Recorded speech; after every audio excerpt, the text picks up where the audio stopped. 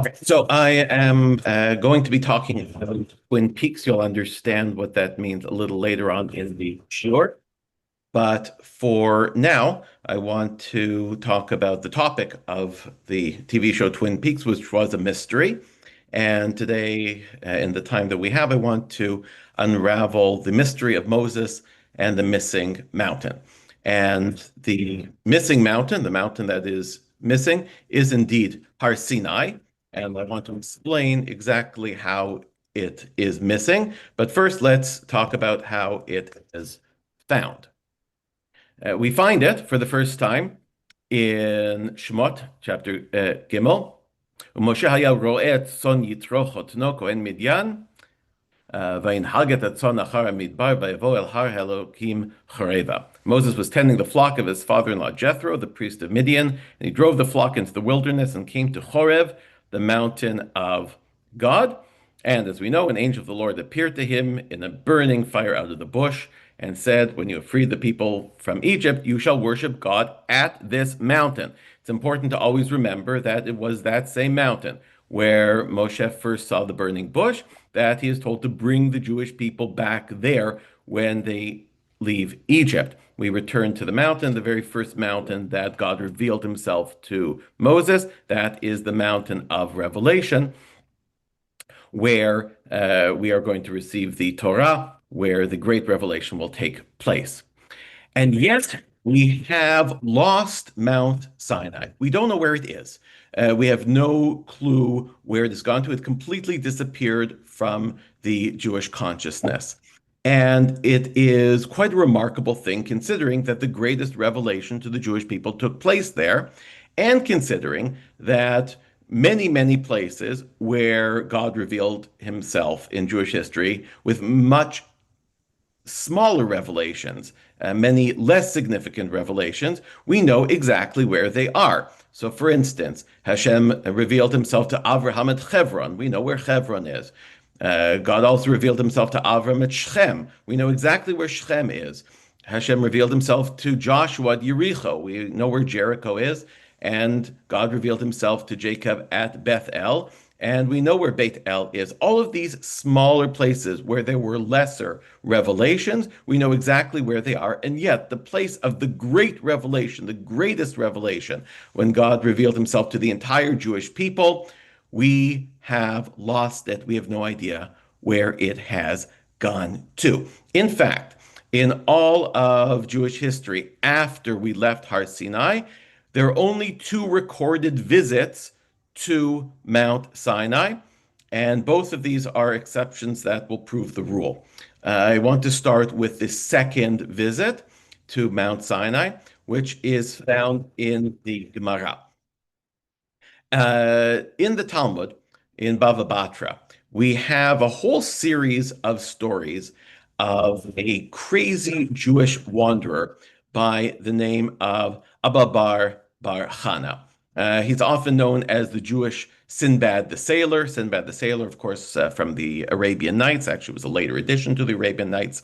But Sinbad the Sailor was this crazy adventurer who went all over the world, and he saw all these fantastical things, all these mythical monsters, and he had these crazy adventures. Abba Bar Chana as well, the Gemara records, also saw birds the size of mountains, mythical beasts. In fact, bizarrely, there are stories that appear both in the Arabian Nights, in the story of Sinbad the Sailor, and also appear in the Gemara. There is overlap between the two. And in the series of stories about Abba Bar Chana, there is a story of how he meets this Arab with mystical powers who is able to sniff the sand, and by sniffing the sand of the desert is able to take Abba Bar Chana back to places that have been lost from Jewish history. And one of the places he takes him to is to Mount Sinai. Here's what the Gemara says. Amar li, that Arab sand sniffer, said to me, Ta'ach ve'lach Har Sinai. Come, I'm going to show you where Mount Sinai is. Azali chaza dehadra le akraba. I went with him, and I saw that scorpions were encircling it, and they were standing as high as white donkeys.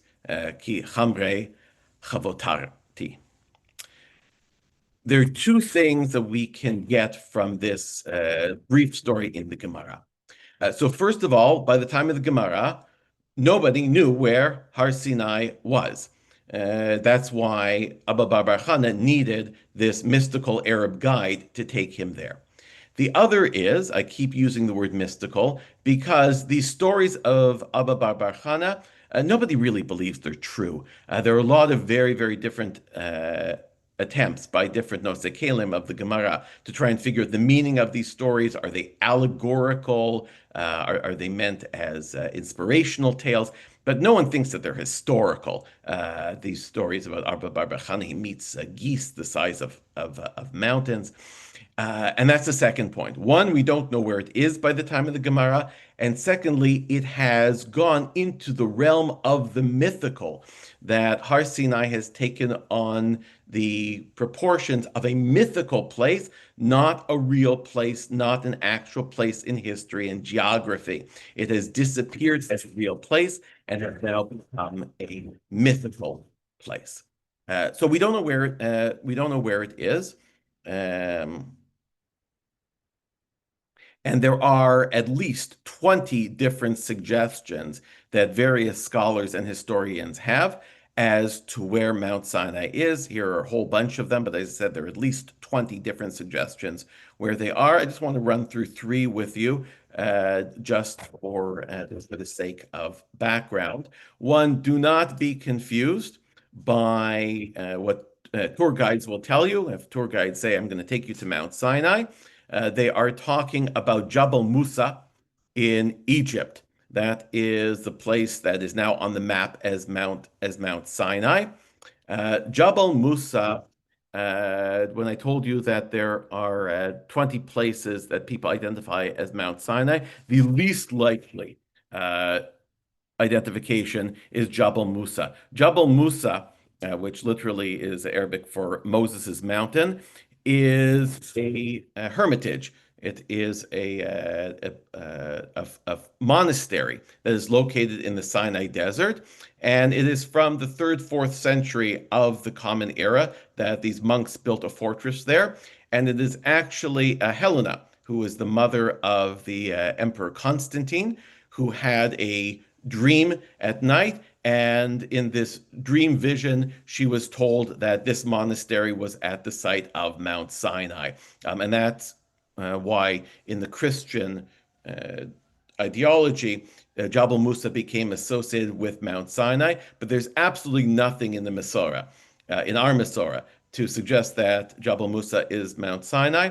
And even historically, for Christians, this is a very, very late invention, and we have no idea where it actually is. Not to mention, as you see on the right of your screen here, in order to posit that Jabal Musa is Mount Sinai, you have to relocate the Red Sea, because when the Jews left Egypt, they crossed the Red Sea and got to Mount Sinai, as you'll see in the map here. What you have to posit to believe that Jabal Musa was in Egypt, you see Jabal Musa is at the bottom of the Sinai Peninsula. You'd have to posit that there was another sea called the Yam Suf, which is not the Red Sea. I drew it in on the map there, that has now dried up, and that's what they crossed to get to Jabal Musa, which is very, very difficult, very, very difficult to suggest. So we can scratch that one off the list. My favorite suggestion, unfortunately, nobody really believes it. My favorite suggestion in 2013, there was a symposium in Mitzpeh Ramon on the location of Har Sinai. They went over these 20 different locations. By the way, they didn't even mention Jabal Musa because nobody really believes that there should be. And why was it in Mitzpeh Ramon in Israel? Because the Italian-Israeli archaeologist Emmanuel and Anati had this theory that Mount Sinai is actually located in Mitzpeh Ramon. in what is today Israel. And of course, the city council of Mitzpeh Ramon got very, very excited by the potential tourist dollars and hosted a symposium there on Mount Sinai being in Mitzpeh Ramon, which would be great because we could actually visit it on our trips to Israel.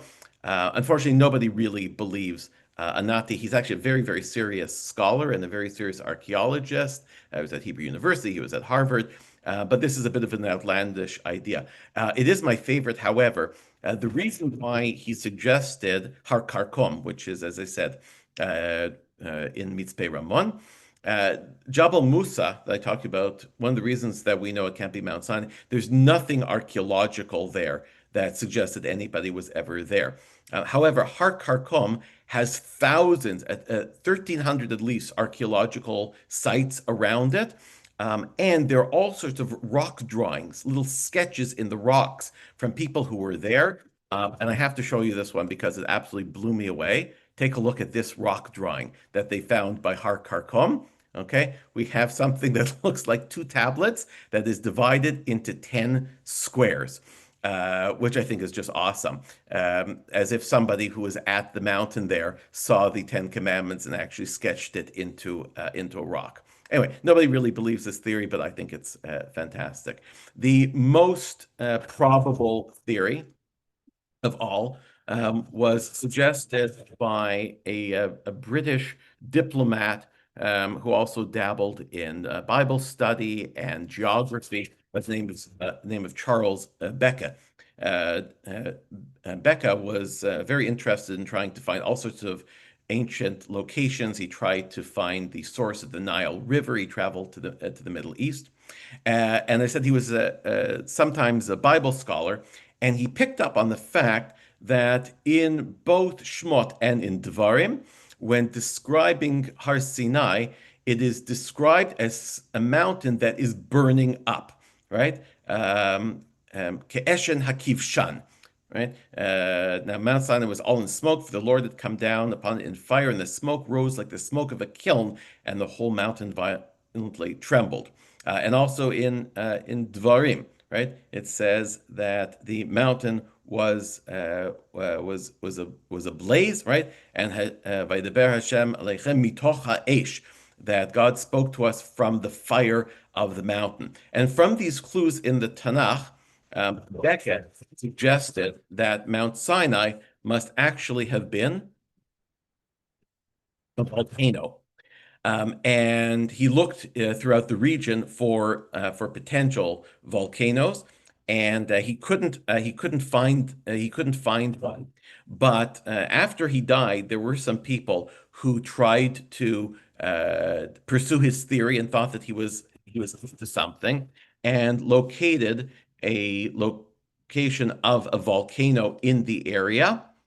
Um, and this is Jebel Al Lauz, which means the mountain of almonds. It's located in Saudi Arabia, and it fulfills all of the criteria for Mount Sinai being a volcano. It also fulfills something else. If you look at the pasuk that I showed you earlier, when we first encounter Har Sinai with Moshe Rabbeinu, right? Moshe haya roeh tzon Yitro chotno kohen Midian, right? Yitro was the Kohen of Midian, and we should be looking for Mount Sinai in the area of Midian. And you'll see Midian is not where Jabal Musa is and the southern Sinai desert, but Midian, ancient Midian, is actually located in modern day Saudi Arabia. So if we have peace with Saudi Arabia, we'll be able to visit this potential location of Har Sinai. And the beauty of this theory, you'll see, is you don't have to move Yam Suf. This actually makes perfect sense that the Israelites would have left Egypt and would have crossed the Yam Suf. And you'll see Jabal al-Lawz, this mountain, this potential location for Har Sinai, is located exactly where we would expect it to be, namely on the other side of the Yam Suf.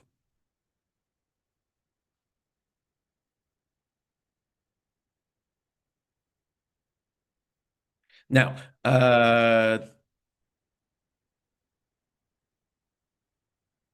All of this is to say, we have no idea where the mountain actually is, or why it disappeared from our thoughts and from Jewish history. But we do know that already during the time of the Torah, we see fewer and fewer mentions of Har Sinai as we leave the mountain, and after the time of the Torah in Nach, we see fewer and fewer mentions. As I said, only about 5 mentions altogether of Har Sinai after the Torah itself. And as I said, there have only been 2 visits to Har Sinai. One is the Abba Bar Chana, but there is another visit to Har Sinai that takes place in the Tanakh itself. And I want to turn to that visit because that visit will help explain the disappearance of the mountain. The second visit to Har Sinai that I know of, again, it happened historically first because it happened during the time of Tanakh, was the visit of Eliyahu. Eliyahu had a episode in his life that very much mirrored the story of the Jewish people, and specifically of Moshe. Eliyahu was pursued by an evil king, by King Achav, and he is chased after by Achav in his chariot, very much like Moshe was chased after by Paro and the Egyptians. And Eliyahu fled for his life. He fled into the desert, and like Moshe, he fled in the desert, and like the Jewish people, he fled in the desert. And 40 days later, he ends up at Har Sinai. Eliyahu ends up at Har Sinai, just like the Jewish people end up at Har Sinai. He even spends some time under a bush. That sounds very much like the bush that Moshe saw. And he goes inside a cave near Mount Sinai, very much like Moshe went inside a cave. And inside the cave, Moshe saw God, and so too Eliyahu Hanavi also experiences Hashem. And this is the paragraph we have in Sefer Malachim when Eliyahu is at Har Sinai. And Hashem speaks to him. And Hashem speaks to Eliyahu and says, "V'yomer tzei v'amadata b'har lifnei Hashem." He says, "Come out and stand on the mountain before the Lord." Hinei Hashem oveh v'ruach gedolah v'chazak mefarek harim. And lo, the Lord passed by. There was a great and mighty wind, splitting mountains and shattering rocks by the power of the Lord.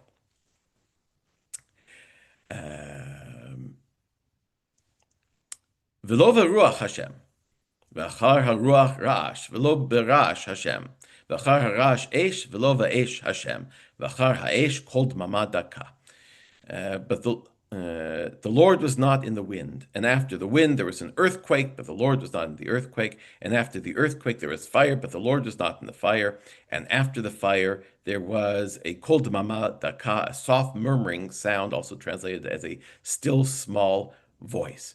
So Eliyahu gets to Mount Sinai, also called Mount Chorev, 2 names for the same mountain, and he experiences something that sounds a lot like Mamad Har Sinai after a series of events that sound a lot like the travels of Moshe and Bnei Israel to Har Sinai, but instead of the booming voice of Hashem revealing the Torah, there is a kol dmama daka, a soft whispering voice.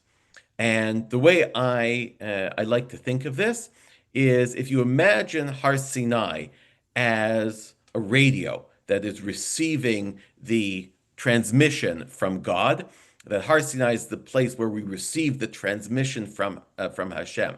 And Mamad Har Sinai is when the transmission is the strongest, when we're getting the full power of the transmission of Hashem on Har Sinai. By the time we get to Eliyahu Hanavi, the volume has been turned down to a point where it is almost inaudible. Kol Dmama Daka, as if Har Sinai has been dialed down, right? So that it is no longer a place that receives the divine revelation. And in fact, after this incident, when Hashem finally speaks to Eliyahu, he says to him, "What are you doing here? Why are you here?" Exactly the opposite of what we had on Har Sinai, where of course Hashem welcomed us and said to Moshe, "Come up the mountain, and something special is going to happen here." Hashem's reaction to Eliyahu is, "What are you doing here? Right? This place is closed for business, right? It is shut down. This is no longer the mountain of God."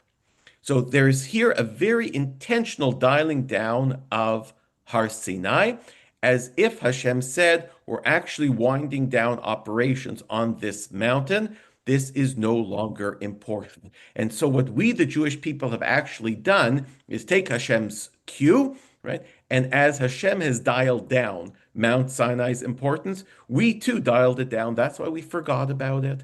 And that's why we lost its location. And that's why we don't visit anymore. And that's why we don't make pilgrimages. But interestingly enough, if you go through the Tanakh, at exactly the same time that Mount Sinai is losing its importance, there is another mountain in the Tanakh that is gradually gaining its importance. It's almost like it's happening at the same time. And what is that mountain that's gaining its importance? I want to take a look at the first pasuk I showed. So take a look at when we first saw Har Sinai. Kohen Midyan, right? Now Moses was tending to the flock of his father-in-law, Jethro, the priest of Midian. Okay? And we already went over this pasuk before, but I want to point out certain words that appear in this paragraph. First of all, we hear about a priest. We hear about a flock. We hear about the Lord appearing. We hear about a burning fire. We hear God say, "Don't come closer." We hear Hashem say, "Remove your sandals." And we see Hashem say that this is holy ground. All of this, you'll remember, is talking about Har Sinai, but it should remind you of another mountain, and that is Har Habayit. Take a look. Har Habayit, right? The Temple Mount, which is the mount that I said has gained importance, right? Is a place where there are priests. That's where the Kohanim are on Har Habayit, right? On Mount Sinai. That's where all the flocks are sacrificed to Hashem, because that's where the temple is, right? That's where Hashem appears, right? He appears in the Beit HaMikdash, right? That is where the Kohanim take their shoes off to serve in the Beit HaMikdash. It is the holy, and it is the holy ground.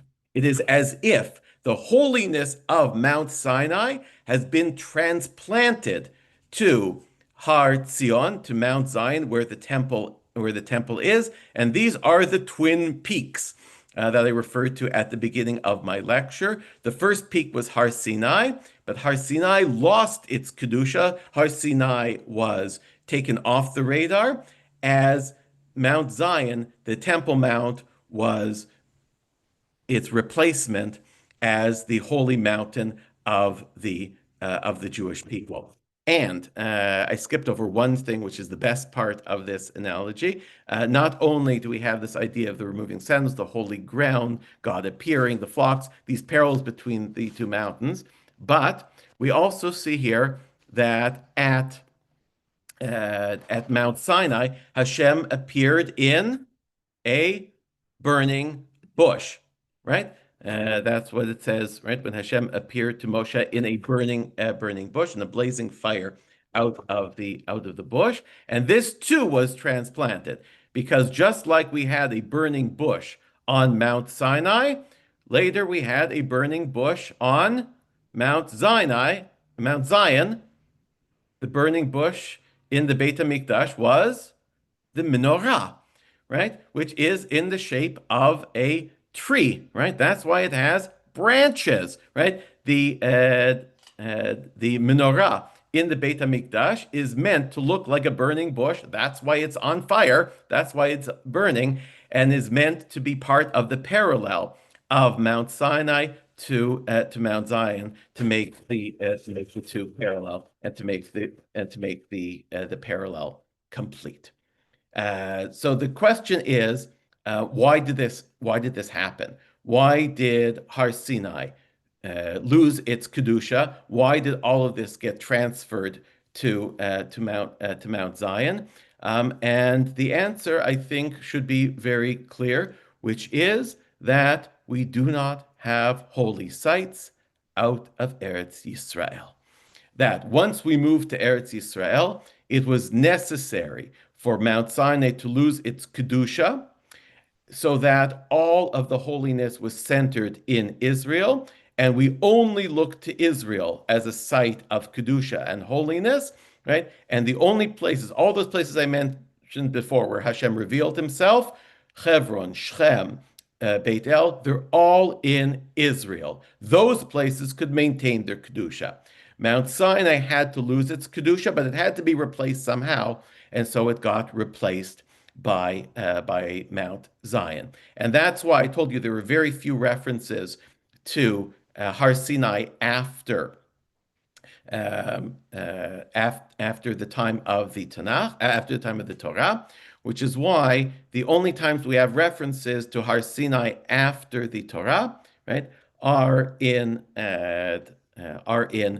Malachi and Nehemiah when we are in the Galut, right? When we are in the Galut with Nehemiah, Nehemiah mentions Har Sinai, right? And Malachi, when he is talking about getting out of the Galut, also mentions Har Sinai. And what does Malachi says, right? Zichru Torat Moshe Avdi Asher Tzivito Tov V'chorev, right? Malachi says, remember Mount Sinai, remember the Torah that was given on Chorev, because Malachi was trying to say that now we're in Galut, right? Now we can remember Mount Sinai, just so that you should remember it is possible to keep the Torah in the Galut. So he evokes Mount Sinai. But of course, the real holy mountain that we have must be the mountain that is in Eretz Yisrael, and that was first established by Avraham, you see here, where he sacrificed almost his son Isaac, and the place where David established the Beit HaMikdash. Thank you very much. Thank you. Thank you. Very interesting. Okay. Any questions? I think we have, you finished 30 seconds early, 40 seconds early. So if anybody has a quick comment or question, thank you very much. You see the comment about centralizing worship. Okay. Everybody, Rabbi, where are you going to be in Montreal tonight? Where are you learning? I'm at Biba, and then of course tomorrow I'll be at the Shard to hear the choir. Oh, dear, the choir. Okay, very nice. Of course, you're like me, but I don't have a choir to go here in Toronto, so I have to come to Montreal sometime. Okay, but anyways, okay, all right. Thank you very much, Dr. Sokolow. Say hello, please, Vakasha. I think you're here. Where are you? I know you're here because I made you co-host. No, I didn't. Maybe I didn't. Okay. I am here. Okay, here you are. Thank you very much. Okay, how are you doing? Baruch Hashem. Okay, just thank me. That's like pleading the fifth. Okay, that's all right. It's, okay, Achron Chaviv. Bakasha, we can get started. 10:45, and you go 15 seconds overtime. The next speaker won't get upset at you. Because, okay, Bakasha. Okay.